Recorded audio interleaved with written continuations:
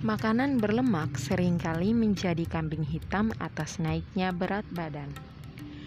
Tidak mengherankan jika makanan yang mengandung lemak masuk daftar teratas makanan yang paling dihindari, apalagi saat sedang berdiet. Terus, bagaimana ya nasib lemak di dalam tubuh kita? Ternyata, lemak di dalam tubuh kita juga mengalami proses metabolisme.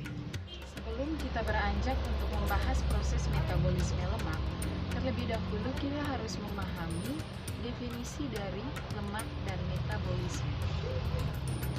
Lemak merupakan ester yang terdiri dari 3 asam lemak dengan 3 gugus alkohol dari senyawa gliserol. Sedangkan metabolisme adalah suatu rangkaian atau proses yang terarah dan teratur di dalam sel tubuh melalui reaksi-reaksi kimiawi, sehingga diperlukan dan atau dihasilkan bahan-bahan tertentu seperti unsur, molekul, dan energi. Sehingga dapat disimpulkan bahwa metabolisme lemak adalah proses tubuh untuk menghasilkan energi dari asupan lemak setelah menjadi sari-sari makanan yang telah masuk ke dalam tubuh. Nah, karena kita sudah memahami definisi lemak, kita perlu tahu apa saja sih fungsi lemak di dalam tubuh kita. Fungsi lemak di dalam tubuh kita adalah yang pertama, sebagai cadangan energi terbesar setelah karbohidrat. Yang kedua, sebagai insulasi tubuh untuk mencegah kehilangan panas pada tubuh. Berikut ini adalah proses metabolisme lemak. Dalam bentuk trigliserida, lemak disintesis menjadi asam lemak dan gliserol. Asam lemak dan gliserol inilah yang akan masuk ke dalam proses metabolisme energi. Pada prosesnya, gliserol dan asam lemak memerlukan glukosa untuk memasuki siklus Krebs atau biasanya dikenal dengan siklus asam sitrat. Dengan memasuki siklus ini, gliserol dan asam lemak dapat diubah menjadi energi. Proses metabolisme lemak dalam tubuh, misalnya ketika kita memakan keju. Makanan besar itu akan dihancurkan dan akan dicerna oleh garam empedu yang membentuk molekul lemak.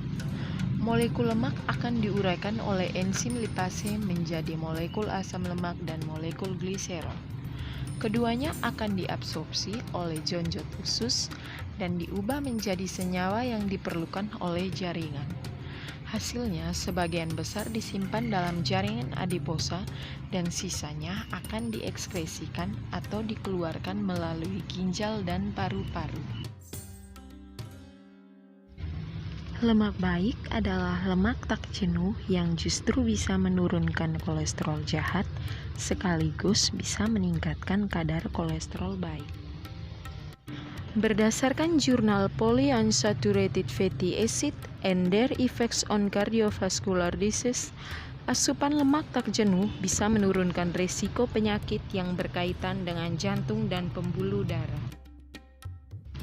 Berikut ini adalah daftar beberapa makanan yang mengandung lemak baik yang direkomendasikan oleh American Heart Association and drjokers.com. Sekian video pembahasan mengenai metabolisme lemak di dalam tubuh kita.